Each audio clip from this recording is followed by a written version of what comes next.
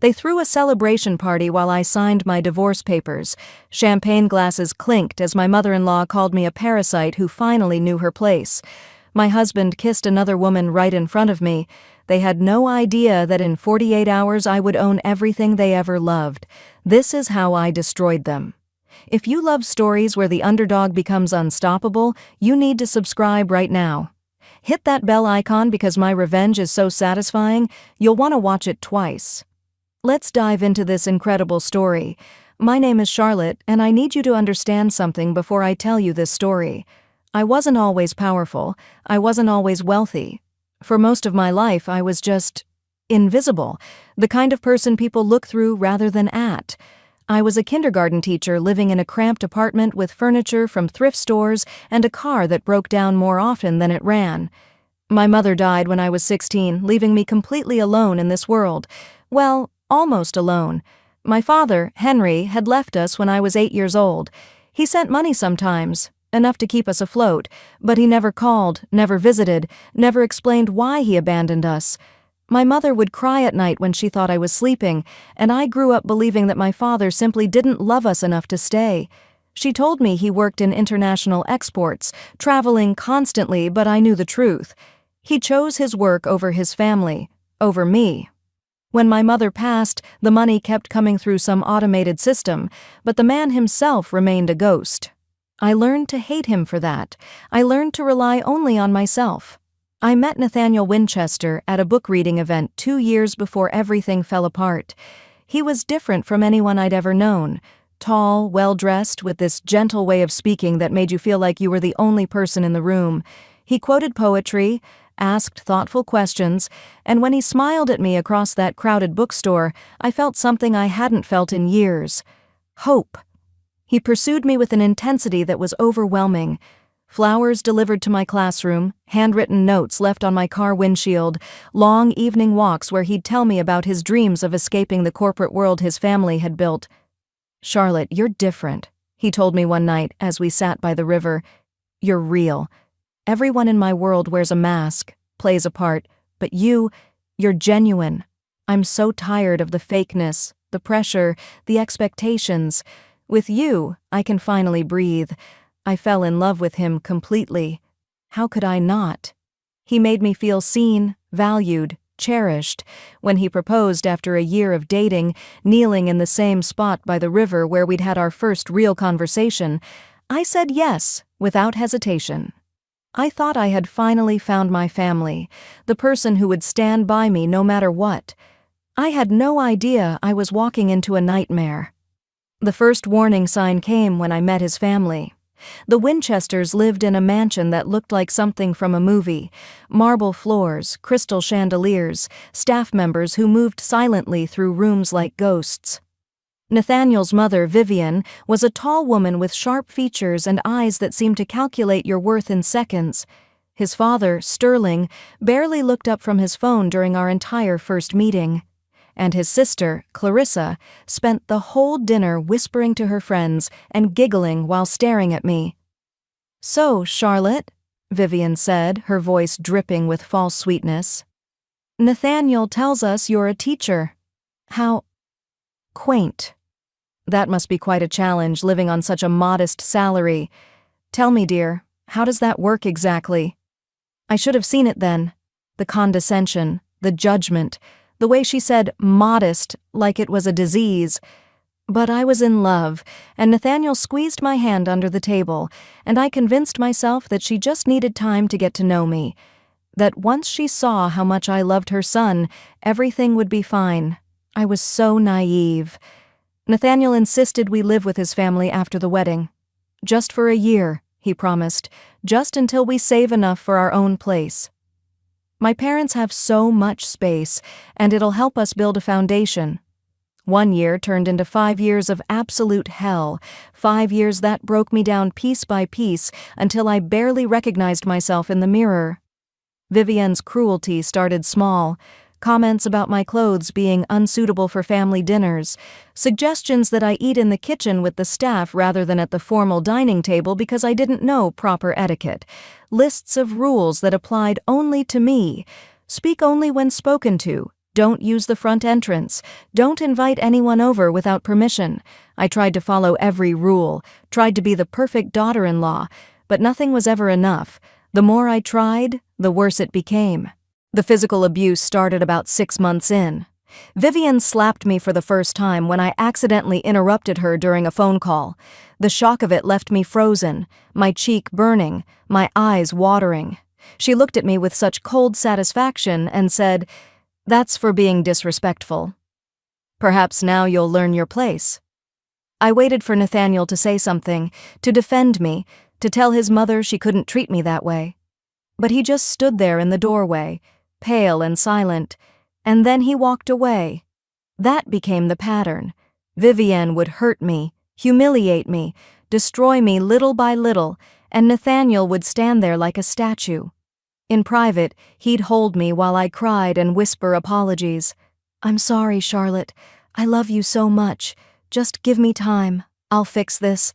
We'll get our own place soon, I promise." But the promises never materialized. Time passed, and nothing changed except the depth of my despair. Vivian pushed me into a glass cabinet once during an argument, and my arm sliced open, blood dripping onto the pristine white carpet. "Look what you've done," she hissed. "You're so clumsy." "Clean this mess up immediately."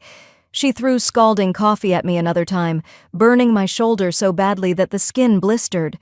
"Oops, my hand slipped." "You really should be more careful around hot beverages, dear." She locked me in the basement storage room overnight in the middle of winter when I dared to suggest that maybe I could attend a work function with Nathaniel. I pounded on that door until my hands were bruised, screaming for help, but no one came. When the housekeeper finally let me out the next morning, Vivian was eating breakfast like nothing had happened. Clarissa was worse in some ways because her cruelty was psychological. She created fake social media accounts, befriended me online as someone who understood what I was going through, extracted my deepest secrets and fears, and then exposed them at family gatherings. She photoshopped pictures of me with other men and showed them to Nathaniel, planting seeds of doubt about my faithfulness. She found my mother's jewelry, the only thing I had left of her, and threw it away, telling me it looked like cheap junk. When I broke down crying, she filmed it and posted it online with a caption about dramatic gold diggers. Sterling controlled our finances completely. He gave me a $50 weekly allowance and monitored every purchase. When I bought discount groceries to try to save money, he made me return them.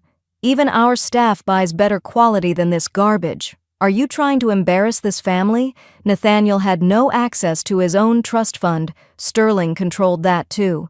We were both trapped, but Nathaniel had grown up in this prison. He didn't know how to escape it, and eventually, I think he stopped wanting to try.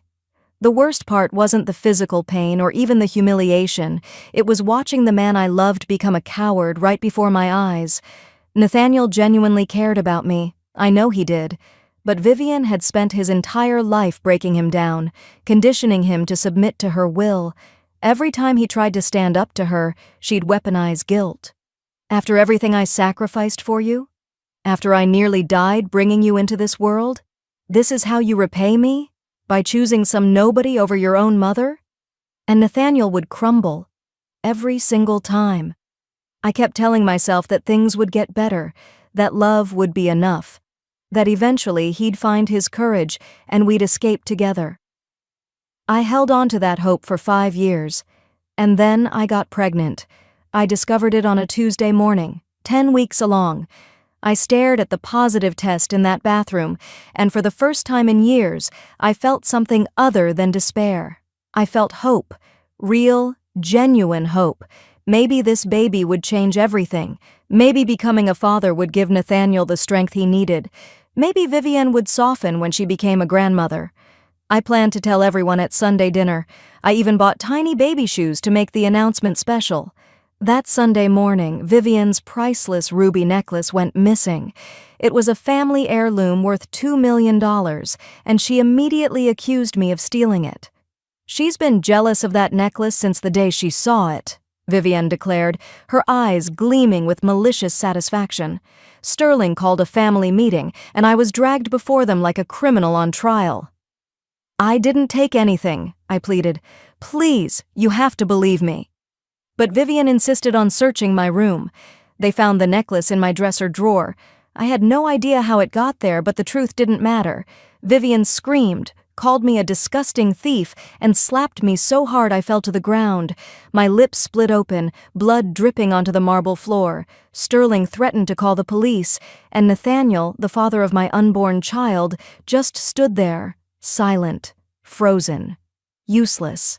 The stress of it all, the violence, the fear, it triggered cramping, sharp, terrible pain in my abdomen. I felt wetness spreading, looked down, and saw blood, so much blood.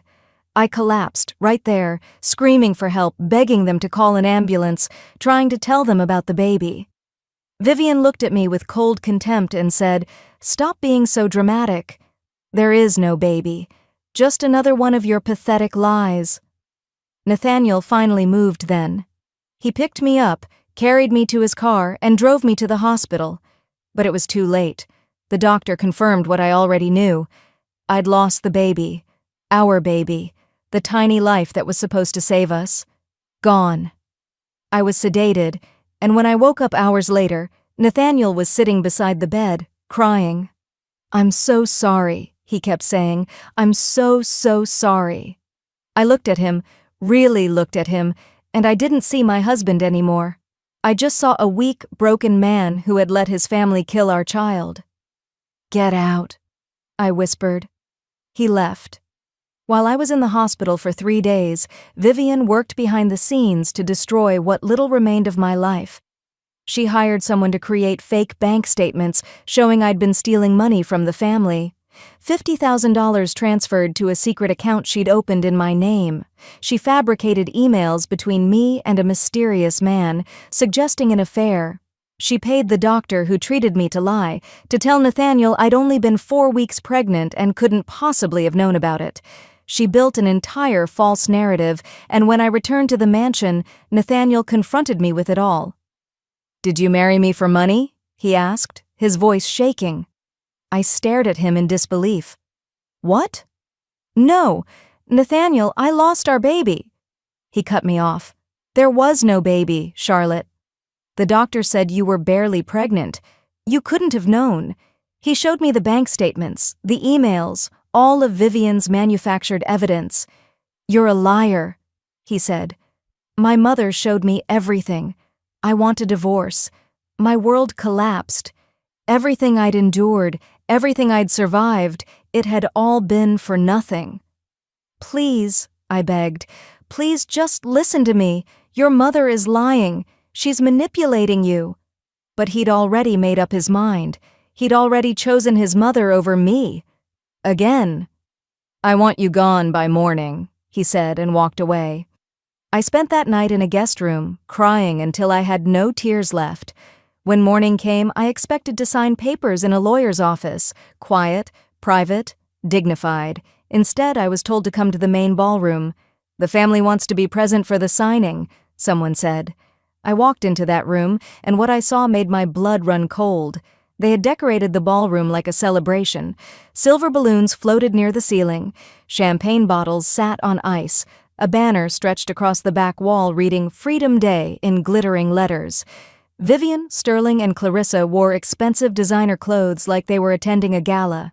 And there were guests, 30 or 40 family friends and socialites, all holding champagne glasses, all staring at me with amused curiosity. They had thrown a party to celebrate my divorce. Vivian tapped her champagne glass with a spoon, and the room fell silent. "Ladies and gentlemen, thank you for joining us on this joyous occasion," she announced, her voice filled with theatrical happiness. "Today, my son is finally freeing himself from a 5-year mistake. Today, he reclaims his life from a woman who tried to trap him with lies and manipulation. Today, the Winchester family closes a very dark chapter." The guests applauded. Some of them were laughing, and I stood there in my simple dress, my eyes still swollen from crying all night, completely humiliated. Sterling stood and read the divorce terms aloud like I was being sentenced in court. "Charlotte Morgan will receive no alimony. She will receive no assets. She will leave with exactly what she brought into this marriage. Nothing. More applause. She will sign a non-disclosure agreement and never speak publicly about this family. She will vacate the premises within 24 hours. Clarissa shouted, "Can we make it 12 hours?" And everyone laughed. Everyone. The lawyer pushed the papers across the table toward me. My hands shook so violently I could barely hold the pen. I looked at Nathaniel one last time, hoping to see something. Regret, doubt, love, anything. "Do you really believe I'm what they say I am?" I asked him. He couldn't even meet my eyes. He just looked away. Vivian snapped, "Sign the papers, dear. Don't waste our time." So I signed. Each signature felt like I was signing away a piece of my soul. The moment I finished, Vivian popped a champagne bottle. Foam sprayed everywhere as she shrieked, "It's official! She's gone!" The room erupted in cheers and applause. Guests rushed forward with congratulations. Vivian hugged Nathaniel tightly. "You're free, my darling boy. You're finally free." Sterling shook hands with business associates. Clarissa immediately posted a video on social media, filming me at the table, crying, with a caption that read, "Watching a gold digger get what she deserves, Winchester strong." Within an hour, that video had gone viral. Millions of people watched my humiliation and left cruel comments calling me every horrible name imaginable. But Vivian wasn't done. She walked over to me, leaned close, and whispered in my ear, "You were nothing when you came here. You're nothing now, and you'll die as nothing. No one will ever love you. No one will ever want you. You're broken, used, worthless." Then louder for everyone to hear, "Someone escort this woman out, and make sure she doesn't steal anything on her way." 2 security guards grabbed my arms and dragged me toward the exit. I didn't resist. I couldn't. I was in complete shock, my mind unable to process what was happening. As they pulled me through the doorway, a beautiful woman in a designer dress entered. It was Melissa, Nathaniel's ex-girlfriend from college. Vivian had secretly invited her. Melissa walked straight to Nathaniel and kissed him on the lips, right in front of me. Vivian announced triumphantly, "Everyone, meet Nathaniel's real future." A woman of proper breeding. The guests cheered even louder. I watched the man I loved, the father of the child I'd lost, kiss another woman while his family celebrated my destruction. Then I was thrown out the front door. My belongings came after me in black trash bags. The door slammed shut, but I could still hear them. The laughter, the music, the celebration. I collapsed on the front steps and sobbed until I had nothing left inside me. I checked into the cheapest motel I could find. $30 a night, stained carpet, a heater that barely worked. I lay on that lumpy bed and stared at the ceiling. The video of my humiliation had millions of views. Comments called me a gold digger, a liar, a homewrecker, every cruel thing imaginable. I had no friends. Vivian had isolated me for years. No family. No money beyond the $400 in my bank account. No future. I looked at the bottle of pills on the nightstand that I'd gotten for headaches. I thought about taking all of them. I thought about how easy it would be to just stop existing. Maybe Vivian was right. Maybe I was nothing. My phone rang at 2 in the morning, an unknown international number. I almost didn't answer, but something made me pick up. "Hello?" My voice was hollow, dead. "Miss Charlotte Morgan?" a man's voice asked. "Yes. My name is Lawrence Foster. I'm calling from Geneva. I'm the attorney for Henry Donovan, my father, the man who abandoned me. I'm calling to inform you that your father passed away 4 weeks ago." I felt nothing. No grief, no sadness. Just emptiness. "Okay. Thank you for telling me." I started to hang up. "Wait, Miss Morgan, there's something else. Your father left you something."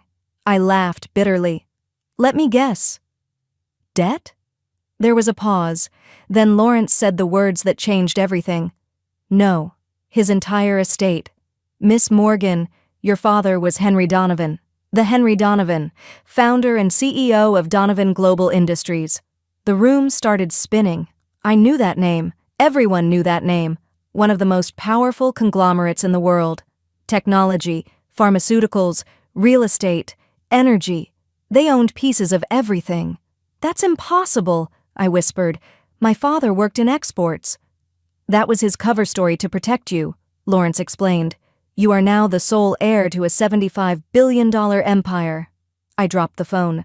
Lawrence flew to meet me the next day. He brought boxes of documents, legal papers, financial statements that showed numbers so large they didn't seem real, and he brought one handwritten letter from my father. I read it with shaking hands, tears streaming down my face. My dearest Charlotte, if you're reading this, I'm gone. I'm sorry I couldn't tell you the truth while I lived. I wasn't a traveling salesman. I built one of the largest companies in the world. I left you and your mother because my enemies would have killed you both. I had to make you invisible, unknown, safe. Every decision I made, every birthday I missed, every call I didn't make was to protect you. I watched you from afar. I was so proud of the woman you became. Kind, despite having every reason to be cruel. Strong, despite being so alone. I built this empire for you, Charlotte. Use it to change the world. Use it to help those who can't help themselves. And if anyone ever hurt you, destroy them. With all my love, Dad. I spent 2 weeks processing everything, meeting with boards of directors, learning about companies I now owned, understanding the scope of my father's legacy, and I hired the best people money could buy: lawyers, investigators, PR specialists, business strategists. I had them dig into the Winchesters, and what they found was beautiful. Clarissa had filmed herself planting the necklace in my room. She'd been bragging about it to friends. Vivian had paid the doctor to lie. Sterling had been committing tax fraud for years. The family was drowning in secret debt. Their wealth was mostly an illusion. And I owned all their debt through shell companies. I had them exactly where I wanted them. For 8 months, I watched from the shadows as Winchester Properties collapsed. Their investments failed. Lawsuits piled up. Banks refused them. And just when they were on the edge of bankruptcy, a mysterious firm called Phoenix Collective made them an offer: $300 million to save their company. One condition: the entire Winchester family had to attend a board meeting. They celebrated like they'd won the lottery. They had no idea what was waiting for them. The day of the meeting, I woke up feeling calm, powerful, ready. I dressed in a white power suit, white, the color of new beginnings. Diamond earrings my father had left me, hair perfectly styled. I looked in the mirror and barely recognized myself. The broken, abused woman was gone. In her place stood someone else entirely. The Winchesters arrived at the Grand Crystal Hotel looking confident and smug. They entered the presidential suite where 60 people waited: lawyers, journalists, business moguls, board members. Sterling began his rehearsed speech about Winchester legacy and tradition. And then I walked in. The room fell silent. Vivian's face drained of all color. Sterling choked on his words. Clarissa gasped. Nathaniel stood up, confused and pale. I walked to the front of the room, my heels clicking on the marble floor, and stood behind the podium. I smiled. Hello, Vivienne. Sterling. Clarissa. Nathaniel. Did you miss me? Vivian found her voice. What is this? Security. I kept smiling. Security works for me now. Sit down. She sat, stunned. I continued. Let me introduce myself properly. My name is Charlotte Donovan, Chief Executive Officer of Donovan Global Industries, CEO of Phoenix Collective, and as of 9 a.m. this morning, majority shareholder of Winchester Properties. I owned 64% of their company. I'd bought all their debt. It was legal, binding, and absolute. Sterling looked up at me, and for the first time, I saw fear in his eyes. You're that Donovan? Henry Donovan was your father? I nodded. Yes, the man who built a $75 billion empire, the man you never bothered to ask about because you assumed I came from nothing. Then I played the videos. Every slap, every cruel word, every moment of abuse. Footage of Clarissa planting the necklace, audio of Vivian's manipulations, medical records proving my miscarriage, the doctor's confession, and finally, the divorce party. Vivian popping champagne. She's finally gone. The guests laughing, me being dragged out, Melissa kissing Nathaniel. The entire room watched in horror. Journalists recorded everything. Nathaniel stood up, tears streaming down his face. "Charlotte, I didn't know. The baby was real?" I looked at him with ice in my veins. 10 weeks pregnant, Nathaniel. Our child died because of your mother's violence and your cowardice, and you let her throw a party to celebrate divorcing me." He collapsed into his chair, sobbing. "I'm so sorry." I cut him off. Sorry doesn't bring back our baby. Sorry doesn't erase 5 years of torture. Sorry is worthless when it comes too late. Vivian lunged at me across the table, screaming that I was nothing, that I would always be nothing, that she should have killed me when she had the chance. Security restrained her while I stood there, completely calm. "Thank you for that confession," I said quietly. "We're recording." Then I laid out my terms. I was taking over Winchester Properties completely. Sterling was removed as CEO. Nathaniel was fired. Clarissa was fired. The company would be restructured to build affordable housing. 70% of profits would go to domestic violence charities. The Winchester name would be erased. But I wasn't done. Criminal charges for Vivian: assault, fraud, conspiracy.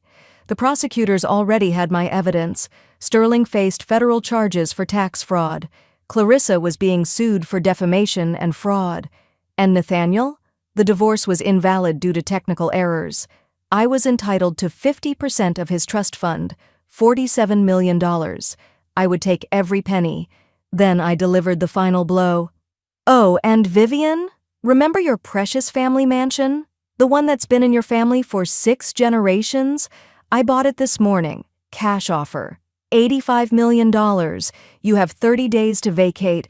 I'm turning it into a shelter for abuse survivors. Your legacy will be helping the very people you looked down upon." Vivienne collapsed, hyperventilating. I looked at all of them one last time. "You celebrated my destruction. So I'm celebrating yours. The difference is, I actually have the power to make mine happen." Then I turned and walked out. My legal team stayed behind to finalize everything. The journalists rushed out to publish the story, and the Winchesters sat in ruins. The story went viral within hours. Video of Vivian's abuse was shown on national news. The divorce party footage became the most watched clip online. Public outrage was massive. Vivian was arrested and eventually sentenced to 6 years in prison. Sterling got 8 years for federal fraud. Clarissa was sued into bankruptcy and became a social pariah, and Nathaniel lost everything: his trust fund, his job, his family name. He tried to reach me one last time. Showed up at my office building, shouting from the lobby that he loved me, that he was sorry. Security called me, and I came down. We looked at each other across that marble lobby, and I felt nothing. No love, no hate, just emptiness where he used to be. "You didn't love me, Nathaniel," I said quietly. "You loved the idea of me. You loved having someone who made you feel like a good person, but when it mattered, when I needed you to actually be a good person, you chose silence. Our baby died because of your silence. I died inside because of your silence. And now you want forgiveness because you're hurting? I hope you live a long life, Nathaniel. Long enough to understand the weight of your choices." I walked away. I never saw him again. I honored my father's vision. I used my wealth to create real change. 50,000 affordable homes nationwide, 100 schools in underserved communities, job training programs for abuse survivors, domestic violence shelters in all 50 states. The Winchester Mansion became Charlotte's Haven, the largest domestic violence shelter in the country. 200 beds, therapy services, job training, childcare. Every room where I suffered now helps someone heal. I went to therapy twice a week, processed my trauma, my grief, my father's absence. I learned that revenge felt good in the moment, but healing felt better in the long run. And every Saturday morning, I teach art at my shelter to children who remind me of myself, children who've been hurt but haven't given up. I tell them, "You are not what happened to you. You are what you choose to become." 1 year after the board meeting, I received a letter from Vivienne in prison. Her handwriting was shaky, desperate. "You destroyed my entire life. I have nothing. I am nothing. You've won. Are you happy now?" I read it once, then wrote back a single line. Now you know how I felt. The difference is, I didn't deserve it. I sent it back and never thought about her again. People ask me if revenge was worth it. They ask if I feel guilty for destroying the Winchesters. Here's my answer.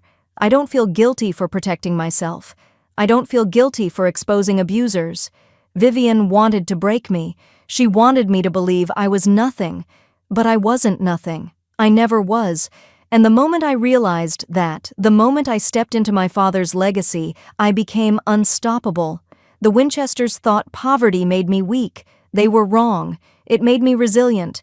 And when I finally had power, I knew exactly how to use it. Not to become like them, but to make sure no one else suffers like I did. That's not revenge. That's justice. And justice doesn't apologize. That's my story. Sometimes the people who hurt us the most are the ones who end up teaching us our greatest lessons. If this story resonated with you, smash that like button and subscribe for more incredible true stories. Drop a comment telling me, do you think I went too far, or did they get exactly what they deserved?